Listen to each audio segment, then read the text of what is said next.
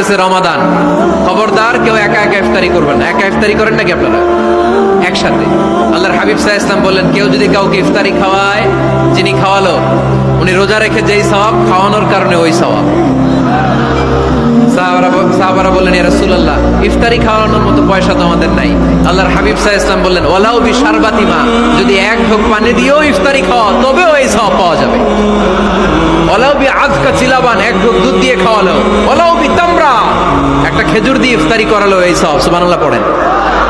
দুই ভাই ইফতারি করতে বসছেন, আপনার প্লেট থেকে একটা পেঁয়াজু আপনার ভাইয়ের প্লেটে দিলেন, আপনার ভাই একটা খেজুর আপনার প্লেটে দিল, দুইজনের ইফতারি খাওয়ানোর সওয়াব হয়ে গেছে। সুবহানাল্লাহ কইতে পারলেন না? পারবেন সবাই? একসাথে খাবেন না আলাদা? এই ফেসবুক থাকাটা দোষের কিছু না, তবে ভালো কাজে আমরা ব্যবহার করব, ঠিক কিনা? আপনার ফেসবুক শেয়ারিং আপনার জান্নাতি বানাতে পারে, আর আপনার ফেসবুক শেয়ারিং আপনার জাহান্নামের লাকড়ি বানাতে পারে। চিল্লায় বলেন ঠিক কিনা?